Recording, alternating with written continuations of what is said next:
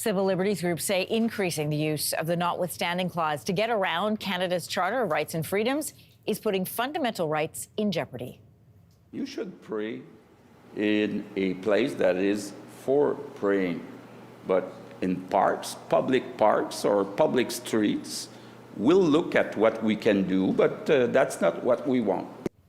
Quebec Premier Francois Legault says he is prepared to use the Notwithstanding clause to ban prayer in public places. The clause allows governments to override parts of the Charter, including freedom of expression and religion, for 5 years. Anne-Marie Mediwake is the director of the Fundamental Freedoms Program at the Canadian Civil Liberties Association, joining us from Montreal. Good morning.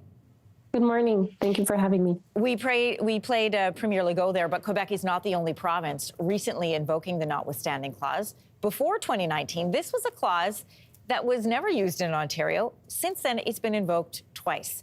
This month, Ontario Premier Doug Ford saying he's going to use the clause to allow for unhoused encampments to be cleared if necessary.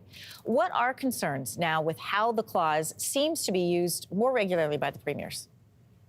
I mean, this is deeply concerning because you're talking about overriding basic human rights through the use of this clause.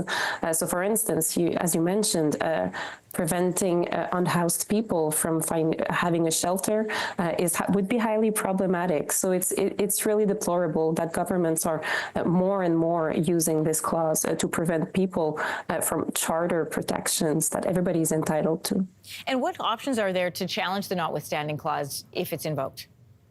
So right now, the CCLA is challenging another misuse of the Notwithstanding clause, this time in Quebec, which chose to ban religious wearing from some government employees.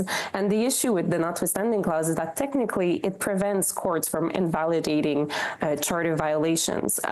So we are still challenging this line. We really hope that the Supreme Court of Canada will accept to hear us and will accept to clarify that there are limits and to what can be done through the Notwithstanding clause. But that's also why we're launching our campaign this week to explicitly urge governments to limit their own use of the Notwithstanding clause. And we have suggestions with respect to that too. I want to make sure we get to that. But first, I want to look back a little bit. The Notwithstanding clause was pitched as a compromise when the Constitution was being drawn up, years ago in the 1980s.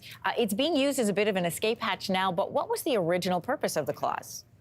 So at the time, many understood it as we would say, as you say, a compromise that would be used in exceptional circumstances and certainly not to circumvent the normal court process. Unfortunately, this is no longer the case, and it's very dangerous to think that this use is being normalized, and that's why we're trying to raise public awareness with respect to this issue. All right, let's get to some of the suggestions. You were in Ottawa this week. You shared the CCLA's recommendations for new limits on how the clause can be used. You're calling for no preemptive use until courts can review a law, requiring a supermajority of votes from lawmakers to invoke the clause, and not allowing the clause to create, quote, egregious rights violations. What effect would these restrictions have on provinces to be able to invoke the Notwithstanding clause? So with respect to the first parameter, governments should try to enact laws that comply with the Charter, and they should accept that courts will review those laws.